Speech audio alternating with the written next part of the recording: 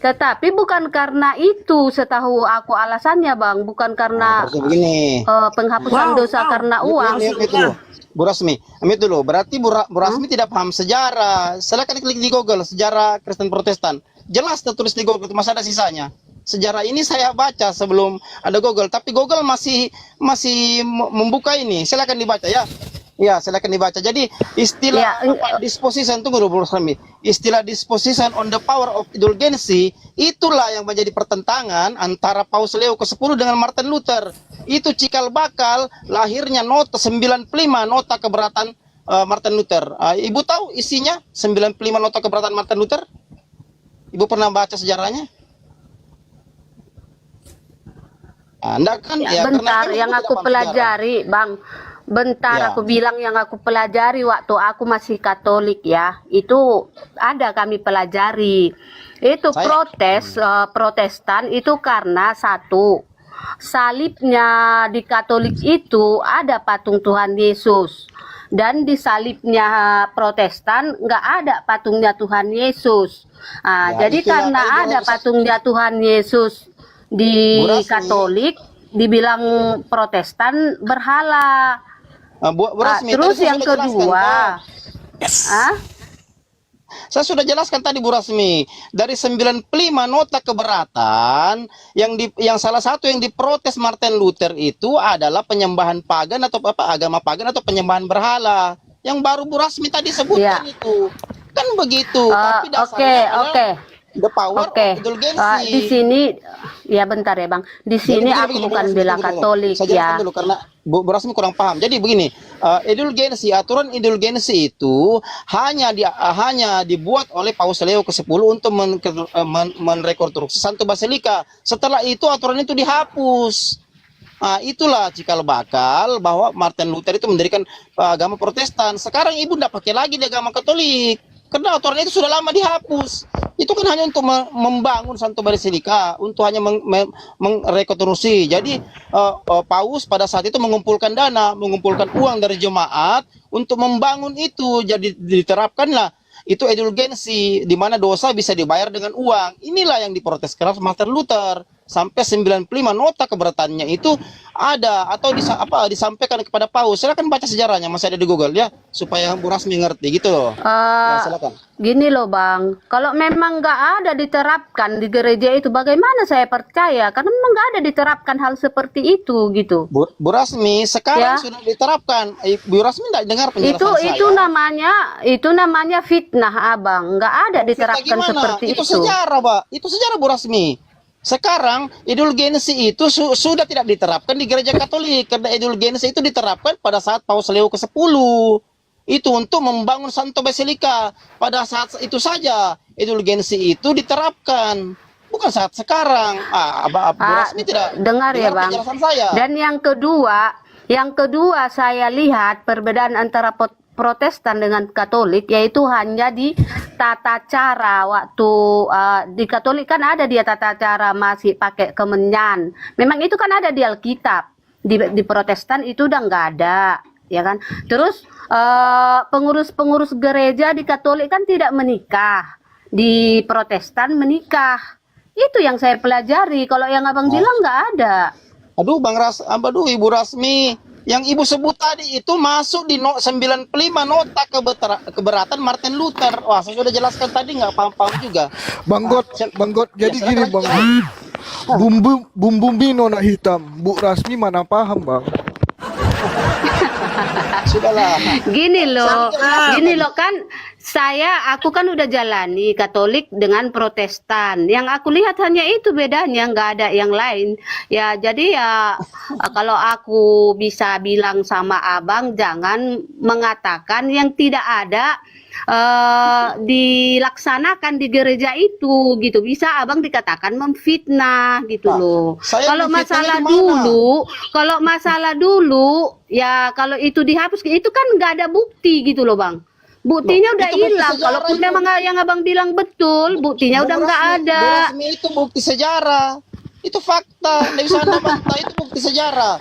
Sedangkan yang Anda bilang tadi itu masuk dalam 95 nota keberatan Martin Luther terhadap Paus. di mana ada salib dan patung Yesus di dalam gereja. Coba baca dulu Bu Rasmi 95 nota keberatan Martin Luther supaya Anda tidak katakan saya memfitnah. Iya, tapi yang Gimana saya memfitnah, saya coba? dengar-dengar nih, yang saya dengar-dengar nih Tunggu dulu Bu Rasmi. sebelum Anda Martin tidak Luther pelajari. meninggal, Bang. Yang saya dengar-dengar sebelum Martin Luther meninggal, katanya nih Martin Luther ngirim surat kepada Paus kalau dia menyesali protesnya itu gitu. Nah, terus apa hubungannya dengan saya? Saya ini hanya bicara fakta sejarah. Ya iya, Bagaimana saya begini bohong loh, di sini? Coba. nggak ada dilaksanakan di Katolik penghapusan dosa dengan uang. Itu yang saya Loh, bilang itu sama fakta abang, nggak sejarah. ada. Kalau sekarang udah dilakukan, Kalau itu nggak ada harus namanya bukti, aturan. Begini, kalau begini, nggak Bu ada Rasmi. bukti dilaksanakan di gereja itu fitnah loh, Bang. Sekarang Maksudnya, sebentar, saya sebentar, mana? sebentar. Bang God, sekarang kan kamu di Protestan. Kamu kan Ya, Protestan, Bu Rasmi. aku Protestan, tetapi waktu-waktu itu aku masih sering ke Katolik. Ya, aku pun Protestan kenapa? bukan karena aku nggak suka Kenapa? Katolik. Aku Bunda, sampai sekarang Bunda. aku tetap suka Katolik ya. Bunda, kenapa kau Ya. pindah ke Protestan kalau ternyata Karena Katolik itu nikah, benar? karena nikah. Kenapa? Karena nikah kakak, karena nikah, bukan karena aku nggak suka Katolik. Ya terus pun aku mau ke Protestan karena aku lihat masih Tuhan Yesus sebagai Tuhan gitu. Kan beda. Katolik itu Enggak nggak mau beda. disebut Bunda. Katolik itu nggak mau disebut Protestan loh. Mereka nggak mau. Ingat sejarahnya ya. Ya nggak bagaimana mau lah pertikaian. karena memang Protestan itu protes Ya, ke Katolik kenapa? kakak. Terus kenapa kau bilang sama? Kenapa kau bilang sama loh? Beda. Samanya Tuhan Yesus itu sebagai Tuhan, itu samanya. Nah, jadi begini Bunda Bu Rasmi. Di sini yang nonton ini ratusan ya Bu Rasmi ya. Jadi semua yang nonton yang saya bicarakan silakan klik Google dan silakan klik sejarah Kristen Protestan. Jelas di situ. Istilah the power Terus of oke, indulgency. terus gara-gara Silakan. itu abang mualaf. Oh, bukan gara-gara itu. Wah, Bu Rasmi ini gimana? Terus Saya menjelaskan terus sejarah. gara-gara apa bang mualaf? Lah, tadi berarti Bu Rasmi tidak terlambat naik, tidak dengar gitu loh. Ini sudah berkali-kali. Bahkan saya tidak bicara cuma satu orang. Saya bicara sama puluhan jemaat loh. Saya baru-baru jadi pembicara ini, pemusik gereja di Tanah Toraja nih. Bu Rasmi katakan saya mengada-ngada, Iya, sementara sekelas pendeta Niko, kalau itu sekelas aku pendeta Joseph Temi- kalau Temu itu aku tidak- nggak heran bang. Loh, Kalau begini, abang begini. pemusik gereja jadi mualaf aku nggak heran karena iblis pun malaikat tangan kanan Allah berkhianat kan? Aduh, Gimana ini Bu Rasmi nggak nyambung nih. panas dia panas. Kan itu kan Nyambung abang itu mualaf rasanya. kan abang berkhianat tuh kan sama sedangkan malaikat kepercayaan tangan kanan Allah berkhianat aja gimana? berkhianat apalagi Nah, itu abang yang asumsi. masih manusia itu wajar Itu itu asumsi. maksud aku. Itu asumsi. Itu Bu asumsi. Rasmi. Saya berkhianat gimana saya berkhianat? Sama siapa saya berkhianat?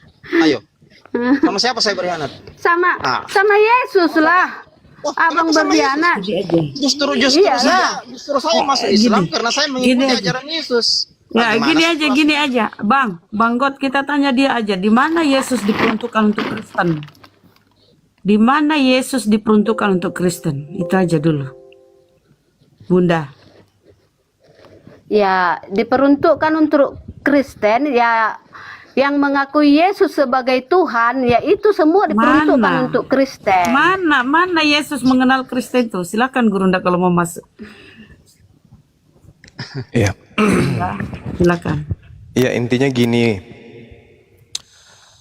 kita sederhanakan aja ya, bahwasanya adanya kekristenan sekarang itu buah daripada pengajaran orang yang kerasukan setan, orang yang kerasukan roh jahat.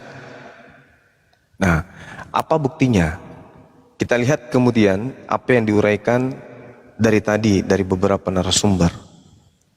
Ketika kita melihat dalam Matius 12 nomor 38, roh jahat keluar lalu ke tempat-tempat tandus mencari pemberhentian tapi tidak mendapatkan. Jadi roh jahat ini keluar dari mana? keluar dari orang yang bertaubat. Paulus pernah mengaku bertobat? Pernah? Pernah kan? Jadi Paulus membunuh, Paulus kemudian menganiaya murid Yesus. Kenapa dia bisa melakukan itu? Karena kerasukan setan, itu pasti. Paulus kerasukan setan sampai dia melakukan penganiayaan, pembantaian terhadap murid Yesus. Lalu dia bertobat. Tetapi sudah padanya kemudian nanti dikatakan bahwa di dalam Matius 12:38 itu roh jahat keluar dari Paulus. Saya sederhanakan gitu. Lalu ke tempat-tempat tandus mencari pemberhentian tapi tidak mendapatkan. Nah, Paulus ini ketika berjalan ke Damsyik, itu dia mengaku bertemu dengan Yesus. Tapi ternyata yang masuk kepada dirinya itu bukan kemudian Yesus. Benar yang dikatakan oleh saudaraku tadi. Siapa yang bohong? Paulus atau Yesus? Atau Paulusnya kerasukan roh jahat? Dan ternyata betul, Paulus kemasukan roh jahat. Apa buktinya? Ketika roh jahat ini keluar dari Paulus, kemudian dia bertaubat, kemudian roh jahatnya itu kembali ke rumah kosong tadi. Apa rumah kosong itu? Aikos. Aikos dalam bahasa Yunani, dalam bahasa Indonesia adalah keluarganya, tempatnya berada. Lalu kemudian orang itu bertobat, dia sempat keluar dari Paulus. Sehingga ketika kemudian iblis itu datang, dia melihat Paulus ini bersih. Tak ada dosa, tak ada kesalahan. Akan tetapi sang roh jahat itu kembali merasuki Paulus. Setelah berdiam dalam diri Paulus, dia kembali kemudian keluar dari diri Paulus, lalu keluar mencari apa? Mencari 7 roh jahat yang jauh lebih jahat daripada roh yang pertama merasuki Yesus, merasuki Paulus. Sehingga orang ini makin jahat. Kenapa saya katakan itu adalah Paulus? Karena dikatakan di data Matius 12 nomor 45 dikatakan bahwa demikianlah juga akan berlaku atas angkatan jahat ini. Paulus bertobat, lalu kemasukan lagi roh jahat setelah dia bertobat. Lalu roh jahat yang ada pada dirinya yang tadi merasukinya pada saat dia melakukan pembunuhan, memanggil 7 roh jahat yang lebih jahat lagi untuk masuk ke dalam dirinya. Sehingga semakin menjadi-jadi kejahatannya. Tadinya menganiaya murid Yesus dalam bentuk fisik, setelahnya menganiaya manusia, miliaran manusia dalam bentuk rohani, dalam bentuk akal. Sehingga pengikutnya semuanya hampir akalnya itu mati total. Ini data, kata Yesus, ini semua akan ditanggung angkatan jahat ini. Angkatan jahat ini yang harus menanggungnya. Artinya apa yang Yesus ceritakan dalam Matius 12 itu terbukti dengan adanya angkatan jahat yang ada pada diri di tengah-tengah mereka. Santer kita pernah dengar para pengkhianat mengatakan begini, para penghujat mengatakan begini, iblis itu dalam 2 Petrus disimpan di dalam goa-goa yang gelap. Tetapi ternyata